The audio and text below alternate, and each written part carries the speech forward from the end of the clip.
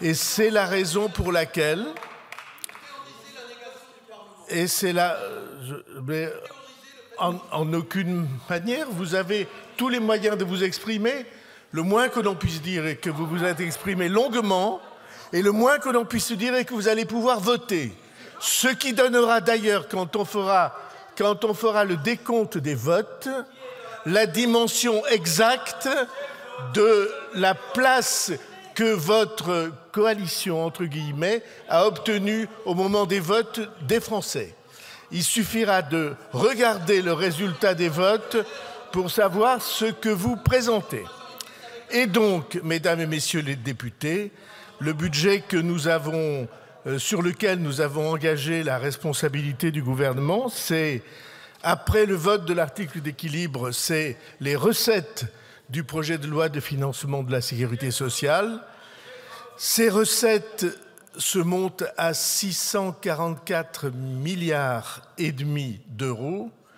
Je rappelle à ceux qui n'en ont pas la notion que 644 milliards, c'est 644 000 millions d'euros.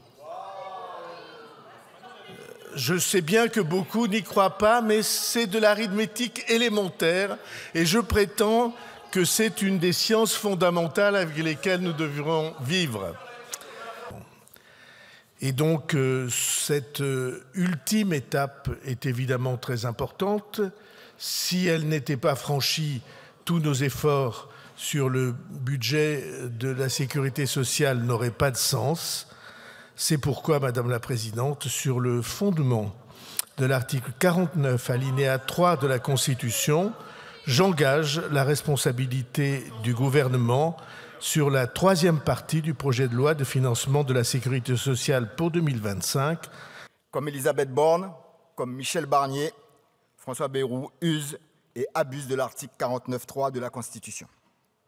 Une utilisation abusive avec pour unique objectif de bâillonner le Parlement, une attitude révélatrice de votre peur du vote. Ce que vous craignez, ce n'est pas l'absence du budget, non. Ce que vous craignez, c'est l'expression de la voix de la majorité et le vote d'un autre budget face à la minorité que vous êtes. Scandaleux, mais malheureusement pas surprenant. Comment, en effet, pourrait-il en être autrement quand le président de la République refuse de respecter le choix des urnes? Dès lors, quelle est la légitimité de gouvernement qui se succèdent et qui n'en ont aucune? Ce mépris des choix du peuple est un marqueur de la gouvernance d'Emmanuel Macron. Des années à imposer la politique d'une minorité à la majorité, qu'il s'agisse du maintien envers et contre tous, de la réforme des retraites ou du refus de la taxation des superprofits. Emmanuel Macron dénie le suffrage universel et renie le pouvoir législatif. Les gouvernements macronistes successifs ont instauré la dictature du 49.3 et le projet de loi de finances de la sécurité sociale 2025 est le droit fil dans cette attitude antidémocratique. En refusant de mettre réellement en débat le volet des recettes, vous assumez la recherche d'économie dans un domaine qui devrait être sanctuarisé, la santé. En faisant le choix de repartir du texte du Sénat, vous empruntez une ligne politique que nous contestons, qui consiste à vouloir faire supporter aux assurés sociaux, aux établissements de santé et à leur personnel les mauvais choix budgétaires des gouvernements Macron et autres. Le déficit public est important. Ce nouveau gouvernement devrait donc y apporter des réponses en rupture avec les méthodes de gestion précédentes. C'est un principe de cohérence et d'intelligence. Mais vous préférez prôner un pseudo-sérieux budgétaire aux conséquences irresponsables. Ce sérieux budgétaire, qui a essentiellement consisté à organiser le désarmement fiscal de la France au profit des plus riches, n'a pas fonctionné. Aucun ruissellement n'a eu lieu. Les travailleurs se sont appauvris, le chômage, les faillites et les plans de licenciement s'envolent et le déficit s'est creusé. Ce sérieux budgétaire qui consiste à considérer la sécurité sociale comme une variable d'ajustement du déficit public a conduit à l'effondrement du système de soins. Le déficit des hôpitaux devrait culminer à 3,5 milliards d'euros en 2024. Le déficit cumulé sur 2022 et 2023 des EHPAD atteint 1,3 milliard d'euros. 6 Français sur 10 renoncent à se faire soigner. Ce sérieux budgétaire prôné par les gouvernements macronistes a organisé consciencieusement le déficit de la sécurité sociale. D'abord, avec le choix politique de sous-financer année après année les établissements sociaux et de santé, non-compensation des primes Ségur, de l'inflation ou encore des déprogrammations de soins pendant le Covid. Le PLFSS que vous voulez imposer est donc le prolongement de celui de M. Barnier en pire. En ce qui concerne les territoires dits d'outre-mer, comme à l'accoutumée, avec cette majorité relative, ce PLFSS aggravera encore plus les inégalités et l'incurie sanitaire.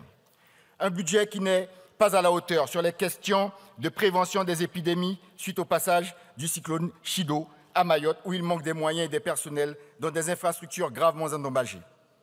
Votre choix idéologique, qui consiste à faire des économies au prix de la santé, ne relève pas du sérieux budgétaire, mais de l'irresponsabilité politique. Ces choix ne font qu'amplifier et accélérer la dégradation de l'offre et de la qualité des soins. Chez moi, en Guyane, la population en paie déjà dramatiquement les conséquences. La Guyane est le plus grand désert médical de France. À peine 150 médecins, monsieur le Premier ministre. 150 médecins, dont la moitié proche de la retraite, pour une population qui passera, selon l'INSEE, de 329 000 personnes à 442 000 habitants en 2030.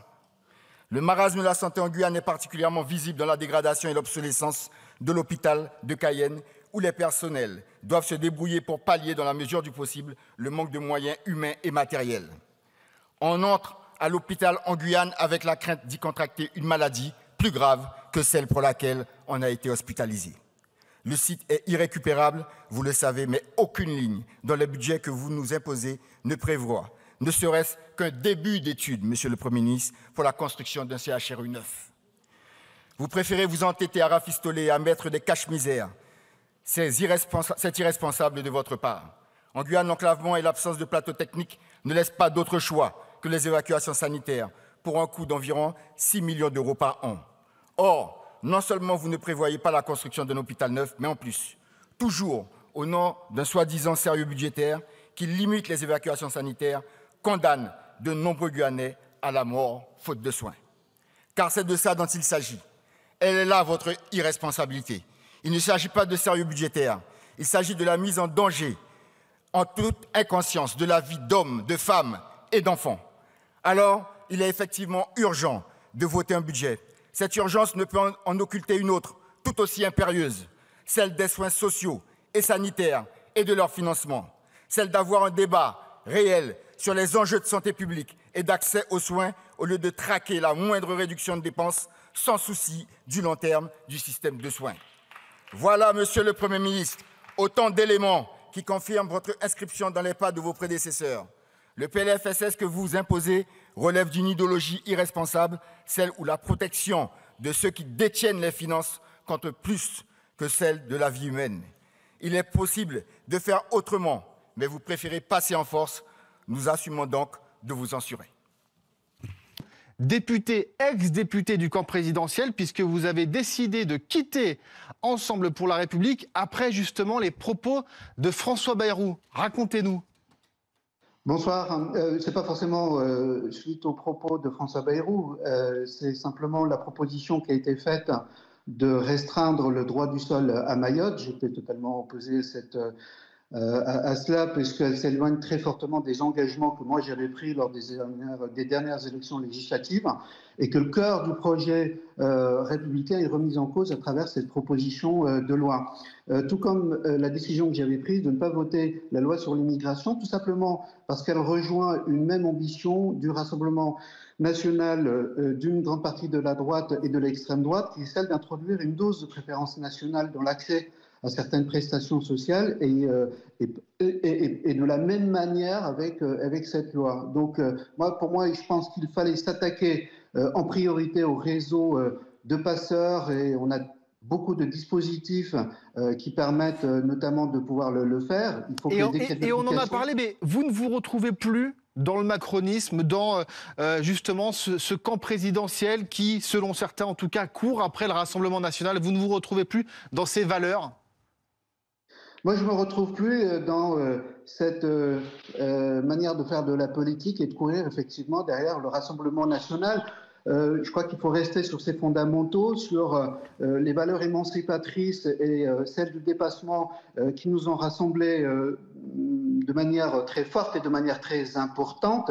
Et c'est cela à quoi je crois. Et c'est tout le contraire de l'histoire personnelle qui est la mienne. C'est une décision tout à fait personnelle. Vous savez, quand Laurent Jacobelli m'a traité de racaille, c'est pas pour rien, c'est un vrai projet derrière de considérer un certain nombre de nos concitoyens comme étant de seconde zone, y compris des élus locaux, y compris des élus nationaux. Et je me bats contre cela.